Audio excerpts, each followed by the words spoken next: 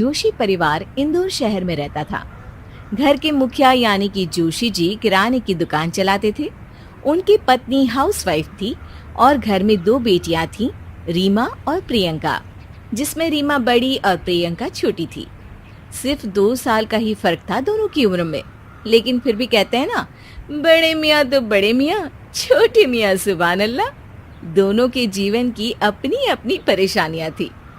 साधारण परिवार होने के कारण घर में नाप तोल की ही चीजें आती थी और यही कारण था कि दोनों बहनों में अक्सर किसी न किसी बात को लेकर अनबन होती रहती थी।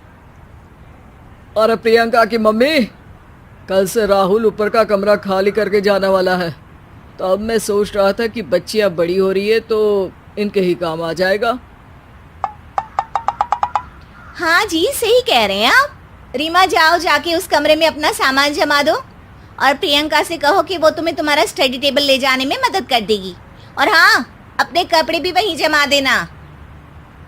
और मम्मी, मैं कहाँ रहूंगी? कहाँ रहूंगी का क्या मतलब? रीमा बड़ी है इसलिए वो कमरा दे रहे हैं उसे। तुम तो अभी नीचे हमारे साथ रह ही सकती हो और अब से ना वो सोफा तुम्हारा, वहाँ आराम से सोना। ये हर बार का है मम्मी कि मुझे हमेशा आप कुछ नहीं देते, सब कुछ रीमा दीदी को मिल जाता है। बचपन से आधे से ज्यादा कपड़े मैं उनके पहन रही हूँ, स्कूल की किताबें तो उनकी पढ़नी पड़ती है। मुझे नहीं पता, काश मैं पहले पैदा हो जाती।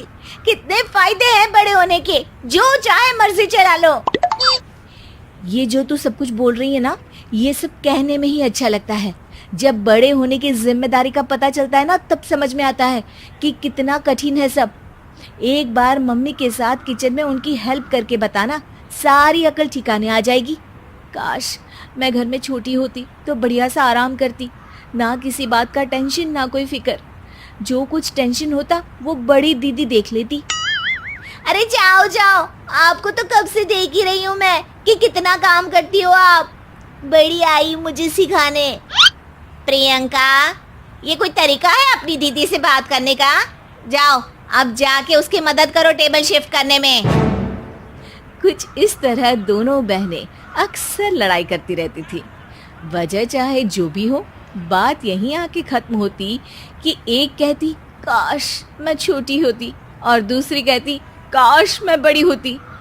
कुछ सालों के बाद दोनों बहनें कॉलेज में आती हैं। दोनों अपने अपने पसंद के लड़के से प्यार करती थी और जल्द से जल्द शादी भी करना चाहती थी।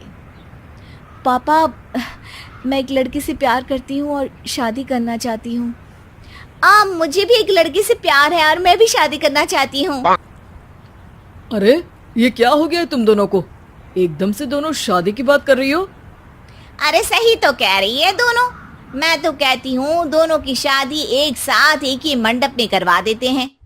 हमारी जो इनकी शादी के खर्चे को लेकर चिंता थी ना, वो भी कुछ हद तक कम हो जाएगी जी। हाँ, वैसे बात तो सही कह रही हो तुम। और पापा, हम जिन लड़कों से प्यार करते हैं ना, वो दोनों भी सगे भाई हैं। अरे वाह, दोनों बेटी एक ही घर में जाएंगी। अरे इससे अच्छा क्या हो सकता है?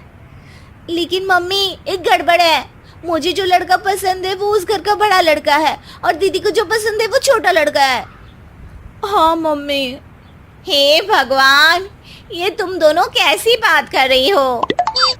दोनों बहनें किसी तरह अपने माँ बाप को मना लेती है और दोनों की एक ही घर में शादी हो जाती है और दोनों की इच्छा पूरी हो जाती है। यानी कि छोटी बहन घर की बड़ी बहू बन जाती है और बड़ी बहन घर की छोटी बहू।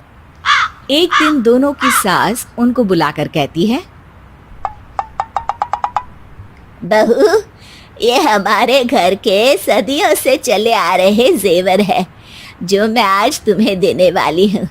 ये 4 चूड़ियाँ तुम दोनों के लिए, ये झुमके रीमा तुम्हारे लिए और ये 8 तोले का महारानी हार जो मेरा है, अब से मेरी बड़ी बहू प्रियंका के लिए।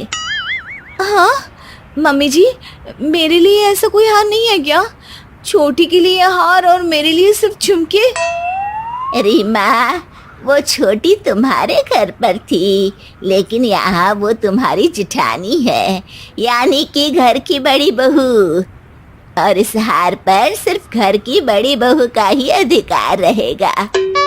ये सुन के रीमा उदास हो जाती है और सोचने लगती है कि घर में छोटे होने के कितने नुकसान हैं, क्योंकि छोटी बहू होने के कारण ही उसे इतना सुंदर हार नहीं मिला था और देवरानी होने के कारण ही उसे कई सारे घर के काम करने पड़ते थे। कुछ महीने यूं ही बीत जाते हैं और फिर एक दिन सास प्रियंका को अपने कमरे में बुलाती है। मम्मी जी, आपने बुलाया?